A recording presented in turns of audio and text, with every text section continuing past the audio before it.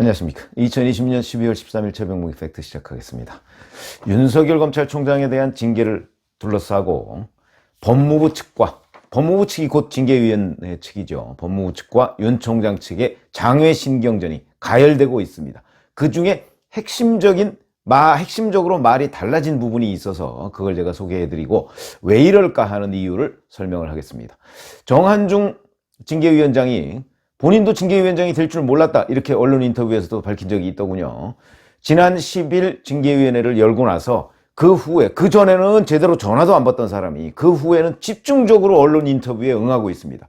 심지어는 본인들의 입장을 반영해주지 않을 것이다 라고 판단하는 조선일보하고도 인터뷰를 하고, 그 다음에 방송, 신문 연이어서 인터뷰를 계속하고 전화통화도 하고 이렇게 하고 있는데, 역시 일종의 명분 빼앗기 전쟁 이런 거라고 볼 수 있죠. 그걸 통해서 윤석열 검찰총장 측이 계속해서 제기하고 있는 현안들, 이른바 위법 논란 이런 거에 대해서 직접 본인이 반격을 가하고 있습니다.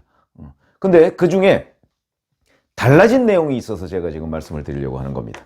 자, 우선 윤석열 총장 측에서는 계속해서 12월 10일 그 징계위원회가 끝날 때쯤 해서, 자, 우리가 감찰 기록을 제대로 열람을 하지 못했다, 그러니까 그걸 열람 등사할 수 있도록 해달라. 그래서 이제 실랑이를 벌인 끝에 결국은 이제 열람을 하기로 했는데, 열람만 하기로 했습니다. 자, 그러다 보니까 그게 무려 2,000쪽입니다. 그런데 보니까 또 새로운 얘기가 나왔더군요.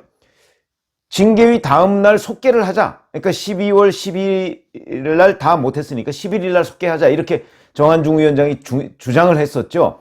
그런데 이쪽에서 기록 열람할 시간이 필요하다. 아니, 법원도 최소한 한 사흘 정도는 주는데 무슨 소리냐, 2,000쪽을 우리가 갑자기 어찌하라는 얘기냐, 이렇게 이제 반격을 가하니까 그 부분에 대한 논리가 좀 부족하지 않습니까? 자기네들이 제대로 된 기록 열람을 못하도록 한 거였으니까. 그래서 절충을 해서 15일로 했다고 합니다.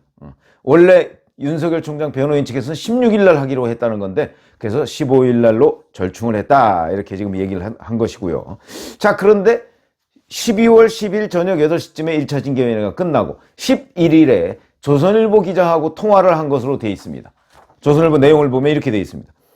질문을 여러 가지 했는데 그 중에서 이제 15일에 징계 수위가 결정이 되느냐, 이렇게. 그러니까 15일 날 하루면 또 끝나느냐 안 끝나느냐, 이런 걸 이제 질문한 것이죠. 그랬더니 이렇게 얘기합니다. 모르겠다. 안 끝날 수도 있다. 검찰총장 징계인데 하루 만에 어떻게 끝내나.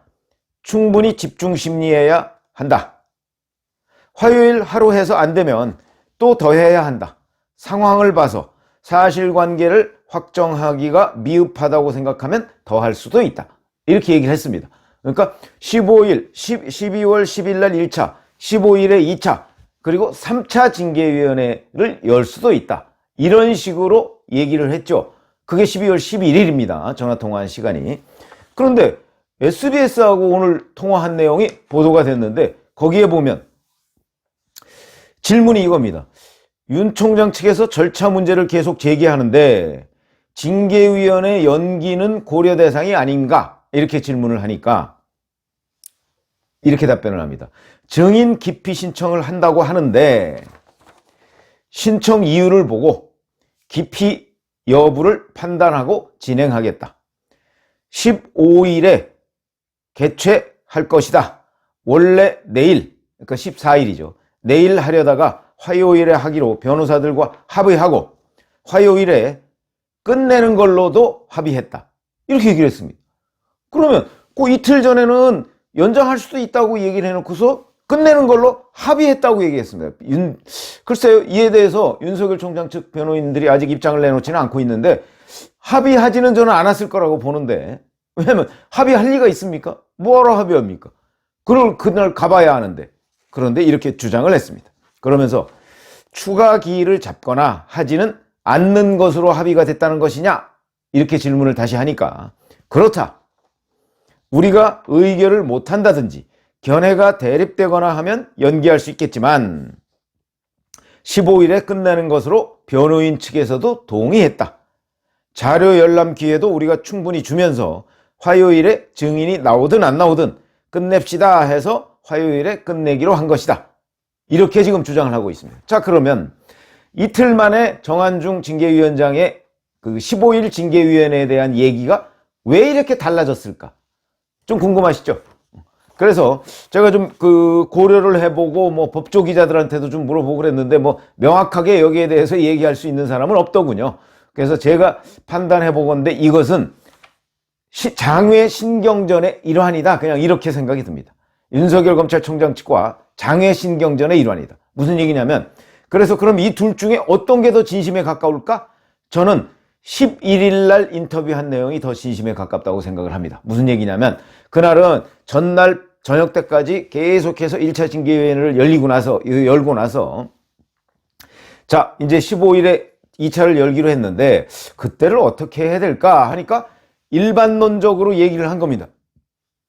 그때는 뭐 이렇게 고도의 전략적 접근 이런 걸 안 하고요. 그냥 일반론적으로 얘기하면 그 11일 날 얘기한 것처럼 아니 그때 저 안 끝나면 연기할 수 있는 거죠. 뭐 연기가 아니죠. 뭐 추가로 또 기일을 잡아서 하는 수밖에 없는 거지. 어떻게 하겠습니까? 그렇다고 변호인 측이 굳이 우겨가지고 강제로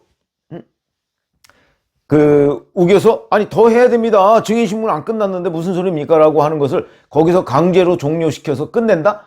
그러면 또 방어권 보장이 안 되는 거 아니겠습니까? 그렇기 때문에 진심은 11일 날 거에 있다. 그러면 오늘 인터뷰한 내용에서는 왜 그러면 끝내기로 변호사들과 합의했다고까지 얘기를 했을까?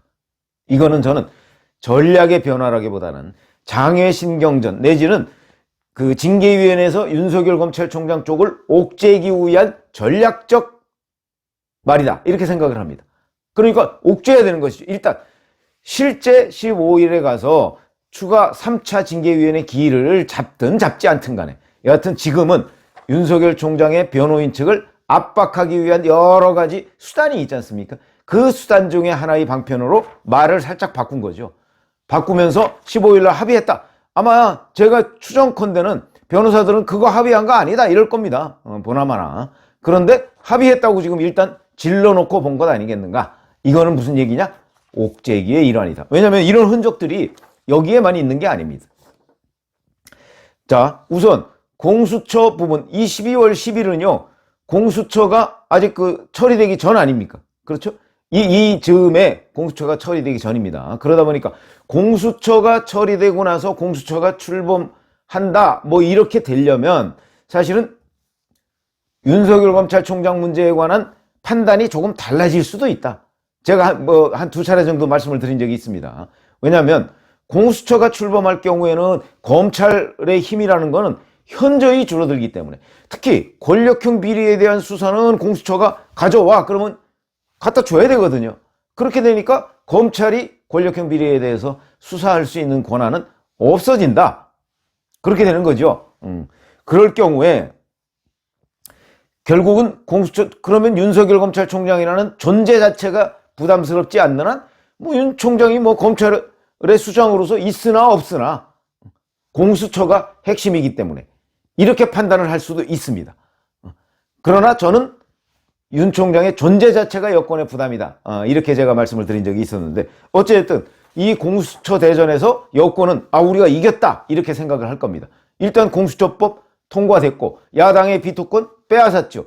빼앗았기 때문에 이제는 공수처장 추천위원회 지금 그래서 이렇게 한다는 거 아닙니까? 여권에서 흘러나온 얘기에 의하면 자 이제 국회에서 법안을 처리해서 정부로 보냈는데 보통 뭐 며칠 걸리고 뭐 그럽니다. 근데 그게 아니고 바로 이번 주 내일 모레 15일이죠. 그날도 또 15일입니다. 15일 국무회의에서 통과시키자마자 뭐 무슨 대개 공포 절차를 거치게 되는데 그런 것도 없이 통과하자마자 공포하고 시행한다.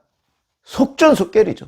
전광석화입니다. 이렇게 해서 해치우고 그리고 나서 박병석 국회의장은 곧바로 공수처장 추천위원들을 다시 모아서 자 그러면 우리 이렇게 이제 됐으니까 공수처장 추천합시다. 여기서 결론 냅시다. 그날 하루에 원샷 결론을 유도한다는 거 아니겠습니까? 그러면 지금까지 공수처장 추천위원들 간의 토론을 여러 번 거쳤습니다. 물론 그것은 윤석열 검찰총장 문제에 관한 매듭 이런 게 지어지기 전이지요. 그런데 그리고 공수처법 개정안이 국회를 통과하기 전입니다. 그러니까 무슨 얘기냐면 그때까지는 7명의 추천위원 중에서 6명 이상의 동의를 받아야 할 시점에 논의한 겁니다. 이게 지금. 그때 그 투표를 했는데 거기서 추미애 법무부 장관이 추천한 전현정 변호사하고 그 다음에 대한변협이 추천한 김진욱 변호사하고 두 사람만 5표를 얻었다는 겁니다.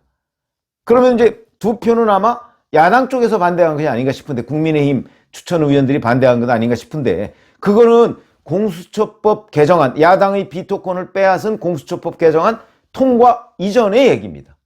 그런데도 그걸 지금 밀어붙이려고 하고 있습니다. 자, 5표 얻었으니까 뭐 다시 지금 와서 뭐 제3의 후보를 내거나 뭐 그럴 필요가 뭐 있느냐, 이거 그냥 밀어붙이자라고 얘기할 텐데, 사실은 그러면 안 되는 것이죠. 상황이 완전히 달라졌지 않습니까? 이제는 공수처법 야당의 비토권 빼앗기 전에는 5표라는 것이 의미가 없습니다. 6표 이상이 되지 않으면 의미가 없는 것이죠. 그런데 이제는 야당의 비토권을 빼앗은 후의 공수처장 추천은 5표라는 것이 결정적입니다. 이제 5표만 얻어도 추천할 수 있는 거지 않습니까? 그러니까 어찌 보면 이 투표를 다시 해야 된다.